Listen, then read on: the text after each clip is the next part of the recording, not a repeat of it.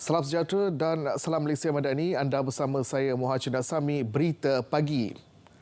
Agensi Pelaksana My Digital ID iaitu Institut Sistem Mikroelektronik Malaysia MIMOS disaran membuka kaunter penerangan pada program setahun bersama Kerajaan Madani. Menurut Menteri Komunikasi dan Digital Fahmi Fazil, cara itu dapat menangkis dakwaan negatif kononnya sistem itu membabitkan implementasi chip dalam badan, rakaman cap jari dan imbasan iris pengguna. Sebaliknya, My Digital ID sistem terbaru bagi memudahkan pengguna mengesahkan identiti hanya dengan kata laluan. Jadi maklumat kita pun dah ada dengan JPN. Kita ringkaskan, kita mudahkan, kita jimat kos. Dan niatnya adalah supaya rakyat mendapat manfaat, tak payah ingat pelbagai password. Jadi kalau lepas ni pergi buat e-filing dengan LHDN, kita berurusan dengan insya-Allah mana-mana bank pun semua akan gunakan sistem yang sama. Kerana ia adalah pengesahan identiti kita. Tak perlu lagi key in. Kita cuma ingat satu password sahaja. Program setahun bersama Kerajaan Madani dijadual berlangsung 8 hingga 10 Disember ini di pekarangan Stadium Nasional Bukit Jalil. Tambah Fahmi, program dianjur bukan untuk bermegah, sebaliknya mempromosi dasar, inisiatif baharu dan hala tuju kerajaan. Cadangan pekerja asing gantian dibangkitkan Persatuan Pengusaha Restoran India Malaysia. Ia akan dibincangkan dalam jawatan kuasa bersama Kementerian Sumber Manusia KSM dan Kementerian Dalam Negeri KDN. Apa yang diminta oleh pihak persatuan ialah pekerja gantian, di mana pada dahulunya apabila mereka telah mendapat satu kelulusan untuk membawa pekerja asing untuk satu tempoh tertentu, dan jika kerana sebab-sebab tertentu pekerja itu tidak dapat menghabiskan tempoh tersebut. Tambah beliau, sesetengah pekerja asing dihantar pulang ke negara asal atas beberapa sebab tertentu menyebabkan masalah kekurangan tenaga kerja. Sementara itu, Siva Kumar turut memberi amaran kepada mana-mana pihak terbabit dengan sindiket pekerja asing di negara ini bakal berdepan tindakan tegas. Mana-mana pihak yang kalau ada mempunyai cadangan yang sama untuk membawa pekerja-pekerja dari negara-negara lain tanpa ada kepastian pekerjaan di negara ini, jangan berbuat demikian, sebab kita akan mengambil tindakan tegas jika didapati bersalah, dan kita akan mengheret mereka ke mahkamah dan tindakan yang keras akan diambil terhadap mereka. Tenaga bersepadu semua pihak perlu terus diperkasa bagi mengangkat syiar kewangan Islam menerusi sumber zakat, wakaf dan sedekah. Titah Sultan Kedah, Sultan Salihuddin Sultan Badli Shah, sekiranya setiap lapisan masyarakat menyahut seruan itu, lebih banyak golongan miskin dapat dibantu mereka yang kaya. Beta amat yakin sekiranya sumber-sumber kewangan Islam ini dapat ditadbir urus secara sistematik dan terancang, maka hasrat menjadikan negeri Kedah sebagai tempat suburnya orang kaya berbakti dan tempat orang miskin untuk menumpang teduh dapat direalisasikan. Baginda bertitah selepas berkenan menerima zakat perniagaan dari 10 syarikat korporat kepada Lembaga Zakat Negeri Kedah LZNK bernilai 18.82 juta ringgit.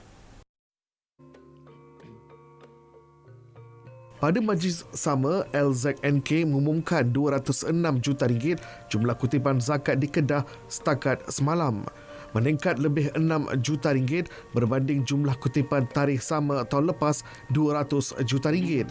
Zakat perniagaan catat kategori zakat kedua tertinggi selepas zakat pendapatan. Ini membuktikan bahawa kesedaran dan kepercayaan syarikat-syarikat Islam serta ahli-ahli lembaga pengarahnya terhadap Lembaga Zakat Negeri Kedah semakin meningkat. Ampun tuanku, jumlah keseluruhan agihan yang telah dibuat pada tahun ini telah pun melebihi kutipan zakat semasa, iaitu sebanyak 260 juta ringgit Malaysia.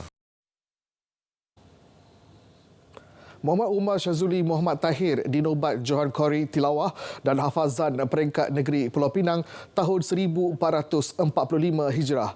Johan Koriah pula menjadi milik Marzian Muhammad Deli. Majlis berlangsung di Politeknik Seberang Perai, Permatang Pau. Kedua-dua pemenang membawa pulang wang tunai RM4,000, piala pusingan, piala iringan dan pakej menunaikan umrah bernilai RM7,000. Usaha kan mencari ilmu dan kita nak lihat tahap pencapaian dan kita boleh mengetahuilah pencapaian dari segi pelbagai aspek. Kemudian dan berhasrat untuk menambah lagi ilmu lah. Sebabnya banyak lagi ilmu-ilmu yang perlu diceburi, dipelajari. Biasanya dari segi kesihatan lah. Kalau saya sendiri pun 2 hari lepas tiba-tiba dia main batuk kan, jadi benda tu kita tak boleh nak kawal dia. Kalau dia main elok, alhamdulillah. Kalau dia jadi tak apa nak elok, kita tak boleh buat apa lah. Kita dapat improve kita punya bacaan Al-Quran dan kita mengharapkan kita dapat berkat dan keredaan daripada Allah SWT, insya-Allah. Kedua-dua pemenang bakal mewakili Pulau Pinang pada Majlis Tilawah dan Hafazan Al-Quran Peringkat Kebangsaan tahun hadapan. UMNO akan terus memperkukuh dan mempertahan kerajaan perpaduan sebagaimana dititah oleh Yang di-Pertuan Agong Al-Sultan Abdullah Riayatuddin Al-Mustafa Billah Shah. Perkara itu diputuskan dalam mesyuarat Majlis Kerja Tertinggi MKT UMNO di Ibu Negara malam tadi. Setiausaha Agongnya Datuk Dr. Ashraf Wajdi Duzuki dalam satu kenyataan turut menyatakan pendirian semua ahli parlimen dan adun parti itu terus menyokong kepimpinan Perdana Menteri Datuk Seri Anwar Ibrahim. UMNO juga bersetuju menganjurkan konvensyen kerajaan perpaduan di peringkat negeri bermula Januari depan bagi mempertingkat kesefahaman dan kerjasama antar parti membentuk kerajaan perpaduan. Selain itu akan mengadakan kolokium khas bersempena Kongres Ekonomi Bumiputera bagi memastikan agenda Melayu terus diperkasa pada 6 Januari 2024. Lebih RM2 juta denda kesalahan merokok dikutip Jabatan Kesihatan Perak dalam tempoh 9 bulan pertama tahun ini. Jumlah itu meningkat berbanding sepanjang tahun lalu dengan 5,222 notis meliputi nilai denda RM1 juta. 108 aktiviti kempen advokasi telah dijalankan di IPTA, sekolah, masjid, kompleks beli belah, jabatan kerajaan dan di komuniti melibatkan keseluruhan 14,737 individu. Jumlah aktiviti operasi penguasaan pada tahun 2022 adalah sebanyak 2,603 aktiviti. Pada tahun 2023 Januari hingga September bagi 9 bulan, tempoh 9 bulan, jumlah operasi penguasaan adalah sebanyak 2,274 aktiviti.